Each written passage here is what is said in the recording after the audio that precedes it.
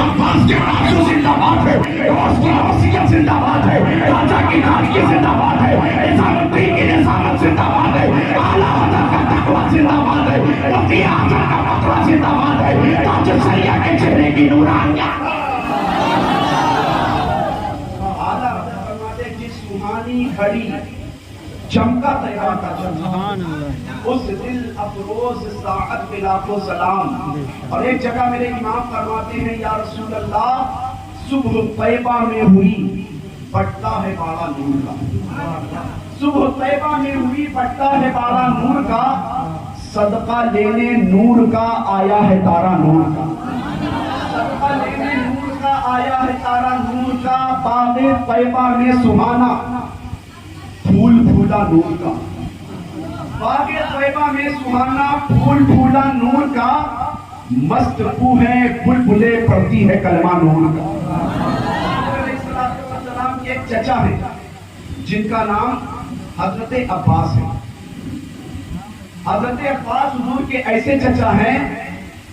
کہ حضور علیہ السلام بعض موقع پر اپنے چچا حضرت عباس سے مشورہ کیا کرتے ہیں۔ حضور کے چچا بھی ہیں، صحابی بھی ہیں۔ ایک مرتبہ اللہ کے مقدس نبی کی بارگاہ میں حاضر ہوئے، عرض کرنے لگے یا رسول اللہ آپ کے بچپن کی کچھ باتیں مجھے یاد آ رہی ہیں۔ مصطفیٰ نے ارشاد فرمایا چچا میرے بچپن کی آپ کو کون سی بات یاد آ رہی ہے؟ تو چچا عباس عرض کرتے ہیں آقا آپ کے بچپن کی یہ بات مجھے یاد آ رہی ہے، ایک مرتبہ میں بچپنے کے عالم میں، بچپنا آپ کا تھا، آپ کے دیدار کی خاطر آپ کے گھر میں آیا تھا تو میں نے دیکھا تھا آپ کی امی حضرت آمنہ آپ کو ایک جھولے میں لیٹا کر کے کسی کام میں مصروف ہے، میں نے دیکھا کہ آپ جھولے میں آرام فرما ہے، آپ جھولے میں تشریف فرما ہے، آپ جھولے میں جلوہ فکن ہے، میں دیکھتا ہوں کہ آپ کی انگلی کے اشارے پر آسمان کا چاند گردش کرتا نظر آ رہا ہے۔ تو مصطفیٰ ارشاد فرماتے ہیں چچا آپ نے جو یہ دیکھا تھا کہ میری انگلی کے اشارے پر آسمان کا چاند گردش کر رہا تھا، خدا کی قسم مجھے تو یہ بھی یاد ہے کہ چاند میری انگلی کے اشارے پر گردش ہی نہیں کر رہا تھا، چاند مجھ سے باتیں کرتا تھا، میں جنت سے کرتا تھا۔ جب اس مقام پر ہم سنیوں کے امام اعلیٰ حضرت پہنچتے ہیں تو پکار کر کہتے ہیں یا رسول اللہ صبح طیبہ میں ہوئی بٹتا ہے بارہ نور کا، صدقہ لینے نور کا آیا ہے تارا نور کا، باغ طیبہ میں سبحانہ پھول پھولا نور کا، مستقبل ہے بلبلے پڑتی ہے کلمہ نور کا، چاند جھک جاتا جدھر انگلی اٹھاتے ہاتھ میں کیا ہی چلتا تھا اشاروں پر کھلا۔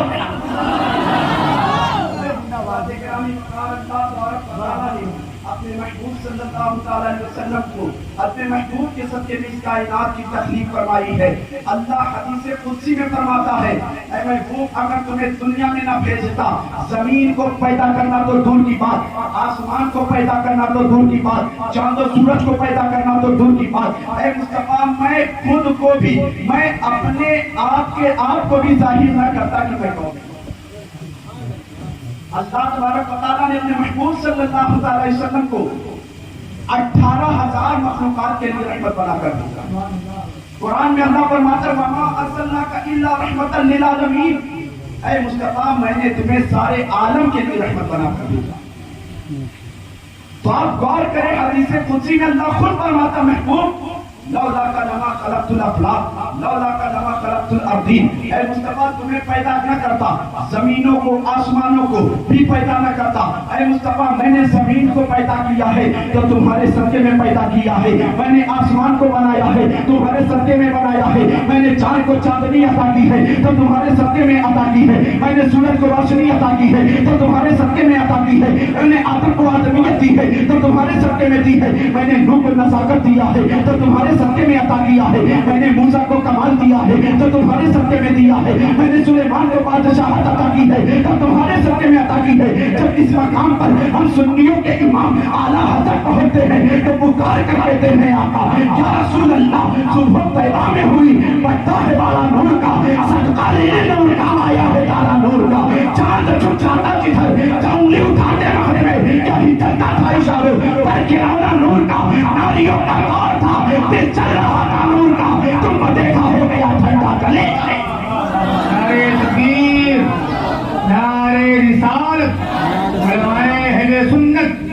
علماء اہل سنت جشن آمد رسول اکرامی وقار سے کمی نہیں مصطفیٰ کا ذکر کر رہے ہیں. اللہ تبارک و تعالیٰ نے اس کائنات میں 18,000 مخلوقات کو دنیا میں پیدا فرمایا ہے. سب کو اللہ تبارک و تعالیٰ نے اپنے حبیب صلی اللہ علیہ وسلم کے صدقے میں پیدا فرمایا ہے. یہ 18,000 مخلوقات آج مصطفیٰ جان رحمت کی رحیمی کریمی کا صدقہ کھا رہی ہے. آج ہم مصطفیٰ جان رحمت کا ذکر کر رہے ہیں. یہ مصطفیٰ جان رحمت صلی اللہ علیہ وسلم کا ذکر صرف ہم ہی نہیں کر رہے ہیں. آپ اپنے نصیبے پر فخر کرو یار کہ تم نے دعاؤں میں اللہ سے اس کے محبوب کا امتی ہونے کی دعا نہیں کی ہے, مگر اللہ تبارک و تعالیٰ کے نبیوں کی زندگی اٹھا کر پڑھو تو پتا چلے گا اللہ کے کچھ نبی ایسے ہیں جنہوں نے مصطفیٰ جان رحمت کی امت میں آنے کی اللہ سے دعا کی. اللہ تبارک و تعالیٰ نے اپنے نصیبے پہ فخر کرو. دنیا کی سب سے عظیم دولت ایمان, جو اللہ تبارک و تعالیٰ نے ایمان جیسی دولت تمہیں عطا کر کے تمہیں اپنے محبوب کا امتی بنایا ہے. تمام نبیوں کی زندگی اٹھا کر پڑھو تو پتا چلے گا کہ مصطفیٰ جان رحمت کی رحمت, ان کی برکت کا صدقہ تو تمام نبیوں نے کھایا. حضرت آدم علیہ السلام دنیا کے سب سے پہلے انسان, آپ ان کی زندگی اٹھا کر دیکھو تو پتا چلے گا اللہ تبارک و تعالیٰ نے حضرت آدم علیہ السلام کو دنیا میں نسل انسانی کا باپ بنا کر بھیجا تھا. حضرت آدم کے وصال کا وقت قریب آیا ہے. انہوں نے اپنے بیٹے کو بلایا, اپنے بیٹے حضرت سیدنا شیس علیہ السلام کو بلایا. حضرت شیس علیہ السلام کون؟ حضرت آدم کے پہلے بیٹے, جن کی مزار مقدسہ ایودھیا کی سرزمین پر ہے. الحمدللہ اس فقیر کی بارگاہ میں حاضری ہوئی ہے. اگر اللہ تبارک و تعالیٰ نے تمہیں دولت سے نوازا ہے تو دولت کا استعمال تم اپنے اچھے کام کے لیے کیا کرو. دولت اللہ نے دی ہے تو صرف یہی نہیں کہ پکنک اسپاٹ پر جا کر کے اپنے بچوں کے ساتھ پکنک مناؤ, بلکہ اللہ نے دولت دی ہے تو مزارات مقدسہ پر جا کر بزرگوں کا روحانی فیض حاصل کیا. اللہ تبارک و تعالیٰ نے حضرت آدم کو دنیا میں پیدا فرمایا. آپ کا وصال ظاہری کا وقت قریب آیا. آپ نے اپنے بیٹے جناب شیس کو بلایا ہے, اور جناب شیس کو بلانے کے بعد اپنے بیٹے شیس سے چند باتوں کی وصیت کرتے ہیں کہ اے میرے بیٹے, میں تجھے جاتے وقت دنیا سے میرا ظاہری وصال ہونے والا ہے. جاتے جاتے میں تجھے چند باتوں کی وصیت کرنا چاہتا ہوں. جناب شیس عرض کرتے ہیں ابا آپ مجھے کن باتوں کی وصیت کرنا چاہتے ہیں؟ آپ فرماتے ہیں بیٹے, اگر تجھ پر زندگی میں مشکل وقت آئے تو مشکل وقت میں صبر کرنا, ناشکری کا مظاہرہ نہ کرنا. مشکل وقت میں صبر کرنا یہ نبیوں کی تعلیم اور ان کی سنت ہے. ہم آج ہم پر تھوڑا سا مشکل وقت آ جائے, رزق کی تنگی آ جائے تو ہم ناشکری کے کلمات استعمال کرنا شروع کر دیتے ہیں کہ ہم پر بہت پریشانی آ گئی. جبکہ جس نبی کا ذکر کر رہے ہو تمام نبیوں کی زندگی اٹھا کر دیکھو تو پتا چلے گا کہ انہوں نے اپنے امتیوں کو صبر کی تلقین ہر وقت کرتے رہے کہ تم پر مصیبت کا وقت آ جائے تو اس پریشانی کے عالم میں صبر کرنا, کبھی ناشکری کے کلمات کا استعمال کرنا. خود مصطفیٰ کی زندگی اٹھا کر دیکھو کہ طائف کی وادی میں اللہ تبارک و تعالیٰ نے طائف کی وادی میں ان پر دشمنوں نے پتھر کی بارش کی, مگر اللہ کا محبوب ہے جس کے صدقے میں اللہ نے کل کائنات کو پیدا کیا ہے, مگر وہ رب کا محبوب اللہ سے شکایت نہیں کر رہا ہے بلکہ طائف کی وادی میں مصطفیٰ تکلیفیں سہ کر, مصیبتیں سہ کر, پریشانی سہ کر کے, صبر کا مظاہرہ کر کے اللہ تبارک و تعالیٰ کو راضی کرنے کی کوشش کرتا. حضرت آدم کہتے بیٹے مصیبت کا وقت آ جائے تو صبر کرنا اور کبھی ناشکری کے کلمات استعمال نہ کرنا. اور بیٹے میں تجھے دوسری بات کی وصیت یہ کرنا چاہتا ہوں, اگر تجھے اپنی دعا کو شرط قبولیت کا لبادہ پہنوانا ہو, اگر تجھے اپنی دعا کو اللہ کی بارگاہ میں قبول کروانی ہو تو ایک نام بتاتا ہوں, اس نام کا وسیلہ لگا کر تو رب کی بارگاہ میں دعا کرے گا تو اللہ تیری دعا کو شرط قبولیت کا لبادہ. حضرت آدم سے ان کے بیٹے جناب شیس کہتے ہیں ابا وہ کون سا نام نامی اس میں گرامی ہے جو مصیبت میں کام آیا کرتا ہے، جس بات کی آپ وصیت کر رہے ہیں، کیا یہ نام آپ نے کسی کتاب میں یا آپ کو اللہ تبارک و تعالیٰ کی طرف سے وحی کے ذریعے اس نام کی برکت بتائی گئی؟ جناب آدم ارشاد فرماتے بیٹے نہیں نہیں، یہ تو میری زندگی کا خود کا تجربہ رہا ہے، اس نام کا وسیلہ لگا کر کے میں نے مصیبت کے عالم میں اللہ کی بارگاہ میں دعا کی ہے تو اللہ نے میری دعا کو قبول فرمایا۔ جناب شیس کہتے ہیں ابا اپنی زندگی کا تجربہ بیان کریں، ابا حضور اپنی زندگی کا تجربہ بیان کریں۔ حضرت آدم فرماتے ہیں کہ بیٹے جب اللہ تبارک و تعالیٰ نے ہمیں اور تمہاری والدہ حضرت حوا کو پیدا فرمایا تھا، پیدا کرنے کے بعد جنت میں بھیجا، ارشاد فرمایا اے آدم حوا جنت کی تمام تر آرائش و زیبائش کو ملاحظہ کرنا، جو نعمتیں تمہیں کھانی وہ کھانا، مگر ایک درخت کے قریب جانے سے منع کیا تھا۔ ہم سے اور تمہاری والدہ حضرت حوا سے خطائے اجتہادی کا صدور ہوا،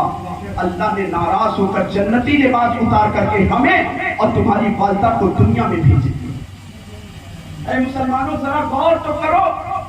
حضرت آدم علیہ السلام سے خطائے اجتہادی کا صدور ہوا ہے، اور روایتوں میں آتا ہے کہ حضرت آدم علیہ السلام نے اللہ کی بارگاہ میں دنیا میں آنے کے بعد 300 سال تک آنسو بہایا اور یہی کہہ رہے ہیں اللہ میری دعا کو قبول کر لے، اللہ میری دعا کو قبول کر لے، کوئی جواب نہیں آ رہا ہے۔ حضرت آدم کی زندگی اٹھا کر اولاد آدم غور کرے کہ صرف حضرت آدم سے خطائے اجتہادی کا صدور ہوا ہے تو رب کی طرف سے کوئی جواب نہیں آ رہا ہے۔ ایک ہم ہے اپنی زندگی کا محاسبہ کریں، لاکھ اپنے آپ کو عاشق رسول کہا کرتے ہیں مگر زندگیاں اٹھا کر دیکھیں تو پتہ چلے گا آج ہماری زندگی کی کتنی نمازیں ہم سے قضا ہو رہی ہیں، آنکھ میں آنسو نہیں آ رہا۔ اللہ اللہ اللہ اللہ، ہم سے قرآن کی تلاوت سال سال بھر نہیں کی جا رہی ہے، آنکھ میں آنسو نہیں آتا۔ اپنی زندگی کو اللہ کی نافرمانی میں گزارتے نظر آ رہے ہیں، آنکھ میں آنسو نہیں آتا۔ آنکھ میں آنسو ہمارے کب آتا ہے جب بزنس میں کوئی نقصان ہوا ہے، آنکھ میں آنسو کب آتا ہے کہ جب دنیا کی کوئی نعمت ہم سے چھن جائے۔ حضرت آدم کی زندگی اٹھا کر دیکھو، آپ نے دنیا میں کتنا آنسو بہایا ہے۔ روایتوں میں آتا ہے کہ دنیا میں بہت سارے لوگوں نے آنسو بہائے مگر حضرت آدم سے زیادہ دنیا میں کسی نے آنسو نہیں بہائے۔ آدم علیہ السلام نے آنسو بہانے کی حد کر دی، یہاں تک کہ فرشتوں کو حضرت آدم کے رونے پر رونا آ گیا، چرندوں پرند سفارش کرنے لگے پروردگار عالم آدم کی دعا کو قبول کر لے، مگر کوئی جواب نہیں آ رہا ہے۔ حضرت آدم اپنے بیٹے سے کہتے ہیں بیٹا 300 سال کے بعد اللہ تبارک و تعالیٰ نے میری طرف ایک کلمہ میری طرف مجھے دعا کو قبول کرنے کا ایک طریقہ بتایا کہ میرے دل میں خیال آیا کہ میں نے جب اللہ نے مجھے پیدا کیا تھا تو میں نے آسمان کی طرف سر اٹھا کر دیکھا تھا، عرش کے ستون پر لا الہ الا اللہ کے ساتھ محمد رسول اللہ دکھا دیکھا تھا، تو میں نے اس نام پاک کا وسیلہ لگا کر اللہ کی بارگاہ میں دعا کیا ہے، اللہ نے میری دعا کو سب میں قبولیت کرنے والا۔ نعرہ تکبیر، نعرہ رسالت، نعرہ رسالت۔ حضرت آدم کہتے ہیں بیٹا میں نے اس نام پاک کی برکت کو اپنی زندگی میں خود محسوس کیا ہے کہ ہم 300 سال تک اللہ کی بارگاہ میں دعا کرتے رہے، کوئی جواب نہیں آیا کہ میری زندگی کا بس کہ میری زندگی کا تجربہ رہا کہ جو میں نے تیرے سامنے بیان کیا ہے، اگر تجھے مصیبت تجھ پر آ جائے تو مصیبت پر صبر کرنا، اگر تجھ پر پریشانی کا وقت آ جائے تو پریشانی میں صبر کرنا اور ہر لمحہ اللہ کا شکر ادا کروانا، اللہ کا شکر ادا کرتے رہنا۔ اگر تجھے اپنی دعا کو شرف قبولیت کا لبادہ پہنوانا ہو، تیری تو اپنی دعا کو اللہ کی بارگاہ میں قبول کروانی ہو تو اس نام پاک کا وسیلہ لگا کر رب کی بارگاہ میں دعا کرنا، اللہ تیری دعا کو قبول فرما دے گا۔ تو پتہ یہ چلنا کہ اگر اپنی دعا کو شرف قبولیت کا لبادہ پہنوانا چاہتے ہو تو مصطفیٰ کے نام کا وسیلہ لگاؤ، مصطفیٰ سے محبت کرو، مصطفیٰ پر درود پڑھو، مصطفیٰ کے ذکر کی محفل سجاؤ، مصطفیٰ جان رحمت کی برکتوں کا فیضان ہمیں ملتا ہوا۔ آج ہم اپنی زندگی کا محاسبہ کریں کہ آج ہم اپنے آپ کو نبی کا امتی کہتے ہیں مگر ان کی زندگی کے خود کے عمل کا محاسبہ کریں تو پتہ چلتا ہے کہ نبی سے محبت کا دعویٰ بھی کیا جا رہا ہے، مسجدیں بھی ویران کرتے ہوئے ہم نظر آ رہے ہیں۔ نبی سے محبت کا دعویٰ بھی کیا جا رہا ہے،